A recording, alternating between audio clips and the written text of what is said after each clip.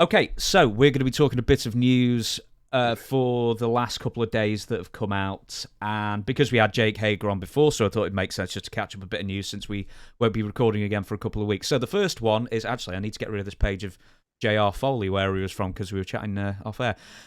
The first one was Ric Flair on his podcast has said, and probably addressed the rumours, is he going to have yet another match?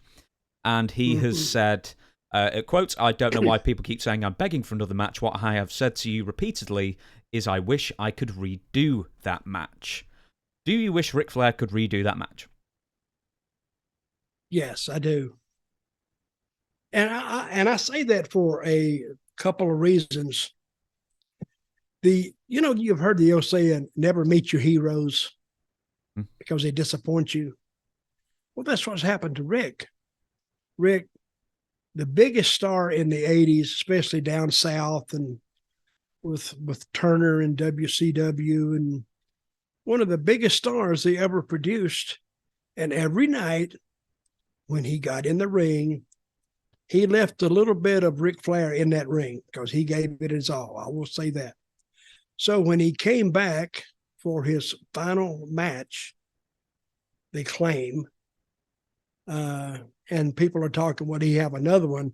And he has said that he's not looking to have another one. But I know Rick, if somebody comes up with some money, yeah, he'll have another match. Believe me. Till finally there's no more matches to be had because, I don't know, could we see Ric Flair at 85 having his last final match? Because let's face it, his last match was an abortion. No, that's an upgrade. It was worse than that. It was a miscarriage of people spending their money to watch him in the ring. But if it was left to me, he had 3 people to help him carry this match out. He said Jay Lethal, who's a young guy, can do everything. Then he had Jeff Jarrett, who's been in the ring since World War II, but still in great shape and looks good and knows what he's doing. And I think Andrade, his son-in-law. And they were perfectly capable of handling that match. They should not have got the steam, they call steam on Rick. Shouldn't have got the heat on him because he was in the ring for a prolonged period of time.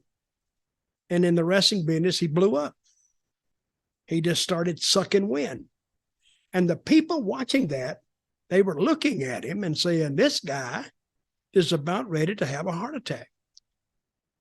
He turned red. He's sweating profusely. And I didn't see the match, but I've seen clips of it. He looks like he's in bad shape. And I think he shouldn't have, and that's why he wants to redo it, but there's no redo. No redo in wrestling unless you have a complete makeover.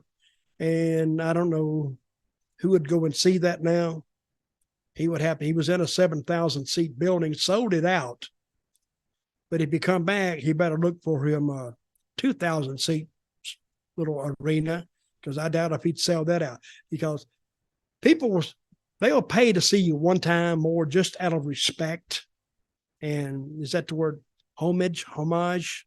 Pay homage. Homage. They will do that, but they won't do it twice. And they won't take a pay-per-view twice because they've seen, you've told them that was your last match. So let that be your last match. As embarrassing as it is, that's what you come up with. But like I said, if they redid the match, or if he could erase everything, they shouldn't have got the steam on Rick. Should have got to steam another guy. Rick makes the comeback, wins the match. And they all stand tall at the end. Everybody's happy. Everybody got their money's worth. They can go home, go to the gimmick table, buy a picture, take a picture with Rick, sign your stuff, and go home. It's a one event in a lifetime, and they've already burned it. And in burning it, they didn't burn it, they just scorched it. So even watching the match back, it's even painful to watch. So I know what Rick is saying. He's actually trying. It almost sounds like an apology, if you ask me. But they can only do it one time, and that time is gone, and it'll never come back. Yeah, we talked about it at the time, of course, and we hadn't realised at the time that he then later admitted that he was drinking all day beforehand. And it's like, well, one, because he was trying to claim he was dehydrated. It's like, well, yeah, you were dehydrated because your body was full of alcohol. But I mean, Yeah. I find that unbelievable that, the last match of his career, and he thought that was appropriate, and that clearly he may well have a problem. Does he have a problem? Yes, he has a problem. He has a problem in a lot of different issues, areas. Drinking's one of them, because that will dehydrate you. And I don't know why he would do that. He went to train for the match. I don't know if drinking was part of the training, but he still thinks he's like 30 years old. See, as you get older, and this has happened to me, your body ages, but your thinking really doesn't. You still think you can do all these things till you find out you can't. And he didn't want to accept it, possibly.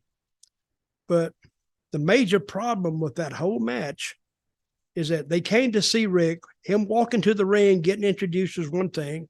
He'd do a little thing up front, tag Andrade, let's get the heat, wait for the comeback, let's go. And I asked Jeff, I said, who set that match up? And he said, Rick. And he said they brought it up to him, that because common sense, if you've been in the business a year, you could probably come up with that. But they said they brought it up to Rick and he didn't want to do it. And they kept saying, well, we think because they saw what kind of condition he was in. But he didn't. He vetoed it, so they went his way. It was his match. So, and I don't know who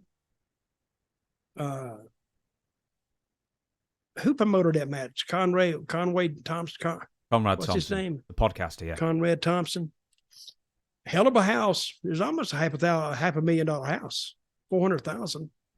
So they could pay Rick well. Conrad made a good payday. All the talent made a good payday.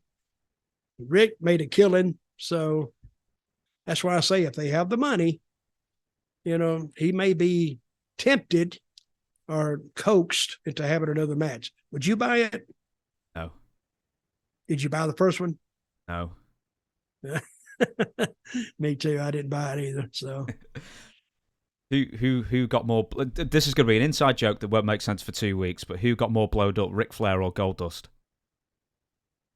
You got more what? Who got more? Oops. Who got more blowed up? Oh, I think Flair did. Flair, of course. Goldberg could get blowed up, but he'd actually go for a while and look the part. Rick didn't even look the part. He looked like your grandfather in the ring with some young guys. And it wasn't a good look.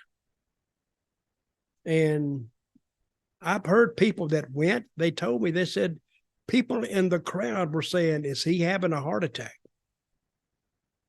And it looked like that's what he was having. I was actually, when I watched it back, I knew it was over and that he went back okay. But people in the crowd thinking he was actually going to die in the ring. And I made the comment before, if he dies in the ring, that may be where he wants to die. Who knows? But, doing that match was good for Rick's pocketbook, good for the promoter, good for some of the guys. But the way they did it, that needs changed, and they can't change it. Yeah. Weekend at Bernie's, the sequel, didn't do as well as the first film, I believe, either. I will move on. We've got two more bits of Weekend at Rick's. We could rename it.